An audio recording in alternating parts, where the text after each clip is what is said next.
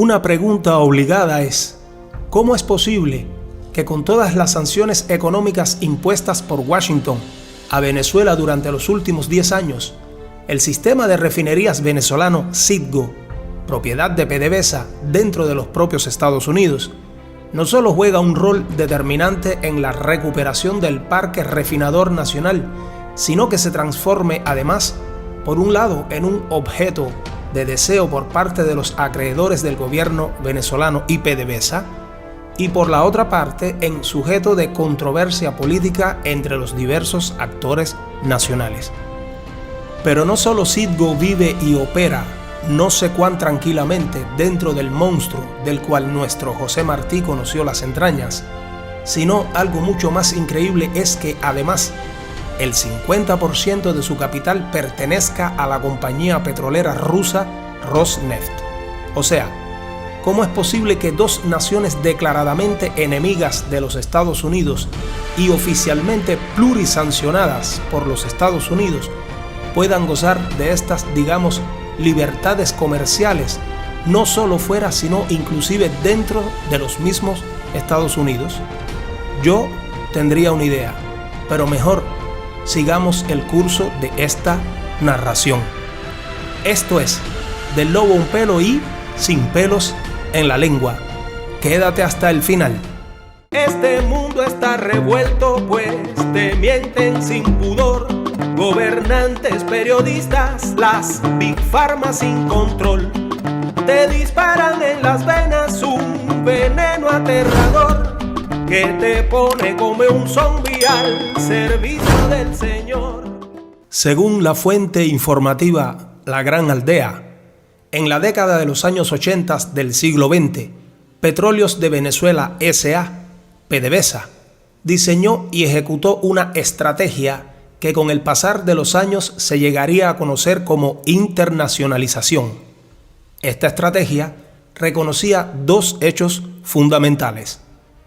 Primero, el hecho histórico de que los países productores se veían limitados a sus accesos al mercado al no tener una presencia con una cadena de valor integrada. Su falta de presencia significativa en el aguas abajo del negocio de los hidrocarburos los hacía rehenes de las multinacionales. Multinacionales que sí controlaban el mercado y que de esa manera obtenían un mayor beneficio del valor agregado de la manufactura.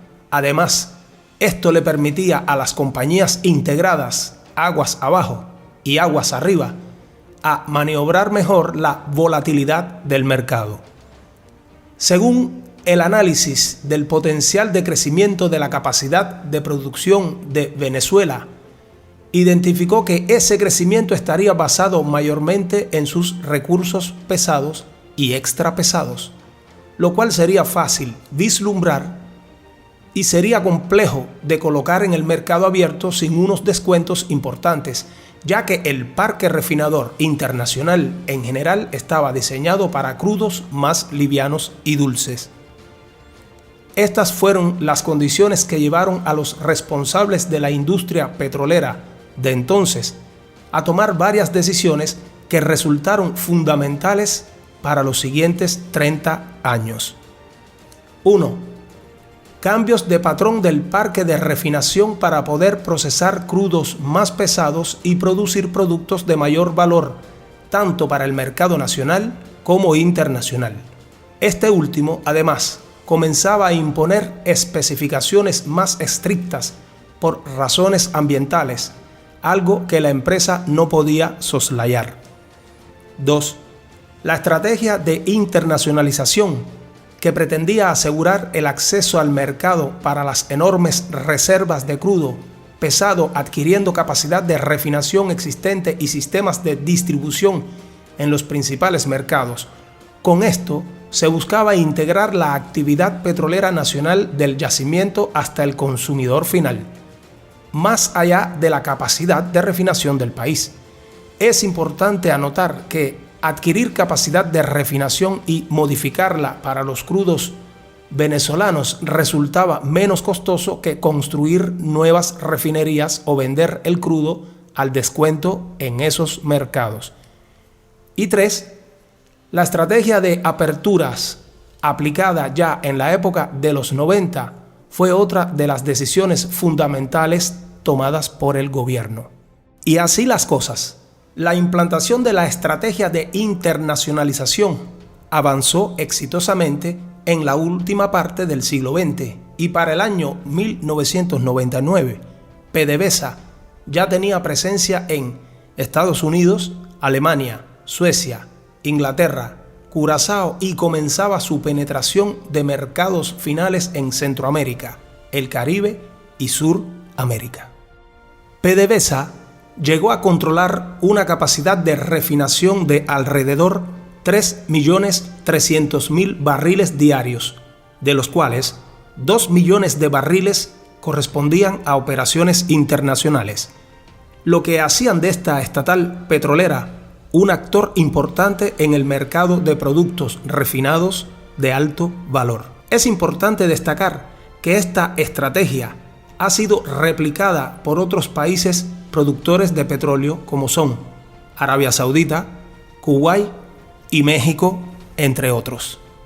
Pero, ¿qué es Citgo?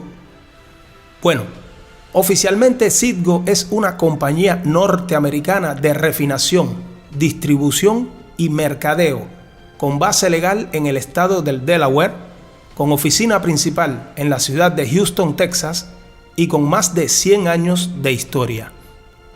En el año 1986, PDVSA, en su estrategia de internacionalización, adquiere el 50% de sus acciones y en 1990 se convierte en dueño absoluto con el 100% de las acciones y pasa a ser la controladora de lo que fue un complejo de 8 refinerías.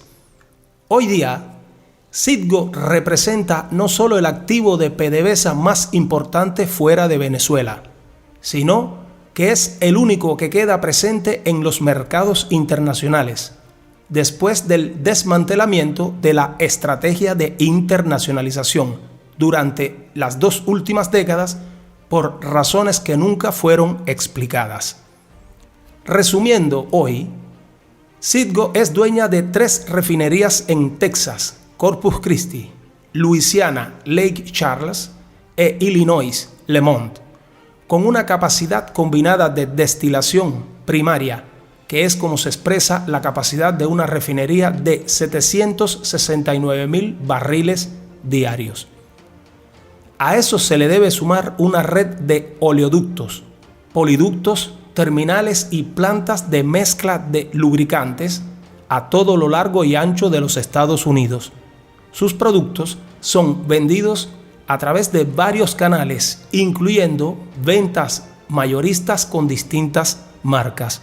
Además, ventas a una red de aproximadamente 4.400 estaciones de servicio de propiedad privada abanderadas con la marca Citgo, pero también realiza exportaciones a Latinoamérica y el Caribe y ventas al mercado ocasionalmente norteamericano. Sin ánimo de aparecer simplista, desde el siglo XIX los procesos de refinación se convirtieron en la base tecnológica del valor del petróleo. Más sofisticado es el proceso, mayor la calidad y mayores serán las inversiones requeridas y por tanto mayor el valor de los productos refinados, porque el petróleo en su estado natural tiene muy poca utilidad. Si asumimos una refinería como una fábrica, el petróleo crudo sería la materia prima y los combustibles, lubricantes y otros derivados serían los productos manufacturados. Y la manera como la industria mide el valor creado es con los llamados crack spread. El crack spread es la diferencia entre el precio de un barril de petróleo y el precio de los productos refinados de ese barril. Si el valor del mercado de esos productos es mayor que el valor de crudo más el costo de refinarlo, podemos postular que el proceso está agregando valor, o sea, que habrá un margen de refinación positivo o MRP. y es de este marcador que sale la medición del valor del dólar por barril procesado. También hay que pagar inversiones, mantenimientos, impuestos, intereses, etc. Algo que a lo mejor no interesa mucho al espectador, pero que determina la extrema volatilidad del precio del crudo y de los productos refinados. Y todo esto sin contar las variables exógenas, como fenómenos naturales, huracanes, tormentas de invierno, etc., así como los actos de Estado, regulaciones, embargos, entre otros. Eso hace de la refinación un negocio cíclico, meses, años, de alta rentabilidad y otros no tanto. Por ejemplo, si el precio del crudo se incrementa y los productos de refinación no experimentan incrementos acordes, los márgenes de refinación se verán mermados. Lo contrario también puede ocurrir, produciendo ganancias extraordinarias. Entonces, ¿cómo está hoy esta compañía? Todo lo dicho anteriormente y que espero les haya resultado útil es un preámbulo para analizar los resultados financieros que Citgo ha presentado para el primer trimestre de 2022, con la esperanza de auscultar y tener una idea más educada de su salud operacional. Pero es bueno saber que así como el mercado quita, el mercado da. Durante la segunda mitad del 2021 y lo que va de 2022, la industria de la refinación se ha visto beneficiada por tres elementos que es importante señalar. Esto es, del lobo un pelo y sin pelos en la lengua. Suscríbete al canal. Si te gustó, dale like y comparte para que otros lleguen a estas noticias. Chao. Este mundo está revuelto, pues te mienten sin pudor. Gobernantes, periodistas, las Big Pharma sin control. Te disparan en las venas un veneno aterrador que te pone como un zombie al servicio del Señor.